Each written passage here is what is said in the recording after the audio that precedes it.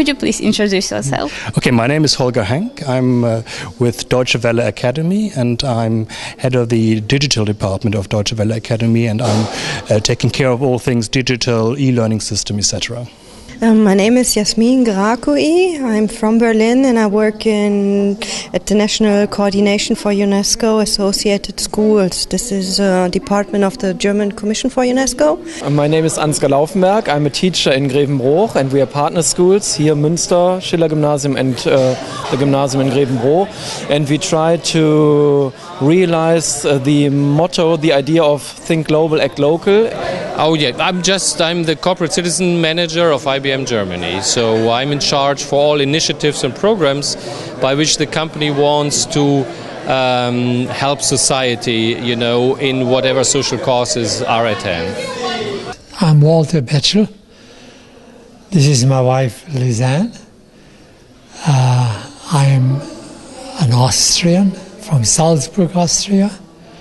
But I've been living around the world for many, many, many years. I have different businesses and different interests. And we live part of our life, half of our life in South Africa. My name is Catherine, and we've set up for the last 5 years a program called Global Changemakers. And it's a network of young people all over the world who are active in their communities. Okay, I'm Heinrich Kreft. I'm in charge of public diplomacy and dialogue among civilizations within the German Foreign Ministry. And can you tell me something about the summit? What did you like of the presentations or the stories that were told here? Well, first I really regretted that I missed most of the camp, and it must have been very interesting because of the stories which were told during the day. But it was really worthwhile for me to come from Berlin to Münster to participate, to see this creativity, these ideas, this wealth of ideas. Mm-hmm. Of course, I found it interesting and inspiring to meet so many young people with so great ideas from all over the world. I found it extremely interesting to hear about the different projects, and I was really excited to learn about the different ways young people actually create new interesting platforms which work as participatory media, as it were. And that's of course really interesting to us at Deutsche Welle, because we are always looking for interesting, new, innovative ways to engage audiences. Okay, and can you tell me something about the summit? What did you like the most? What was the most interesting thing for you here? But quite honestly, something which stunned me is your question of people, do you consider yourself a digital native or not? And then having all those young people telling, nah, I'm not sure I am or not, which I would say, hey, if they not are digital natives, who am I? That was really stunning. I think the fishbowl with the many participants and the well-chosen questions and the good and informative answers was for me the best, but also, of course, the projects themselves. I like the Mercy Meter presentation. Well, if you say the most attractive, it's always very difficult because there are good pieces here, good pieces there.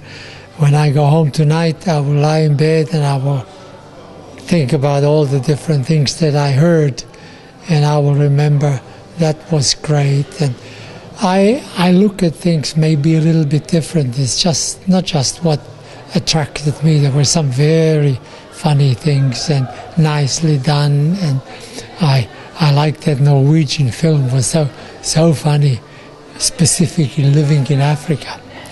The video, from Norway, radiators to Norway, I liked it not so much for the radiators, that's a nice thing, but I liked it because they really flipped the side, because usually this we are the world, all the Western world is helping for Africa.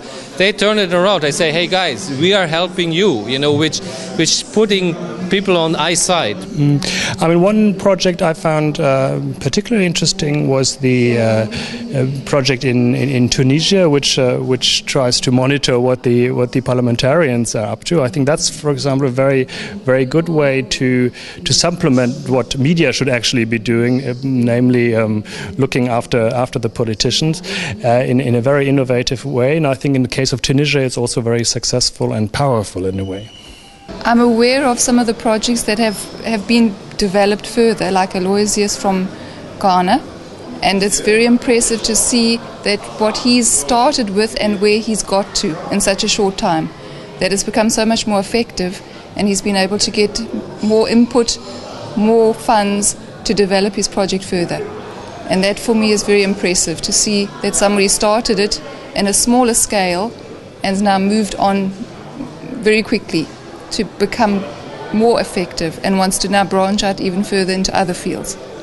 I would say, to answer your question, what I found the most interesting project, or the one that really stood out for me, I would say that was the story of Momal, because I guess I'm a bit biased, because it's a project from a young person, and it's also about having the voice of youth heard.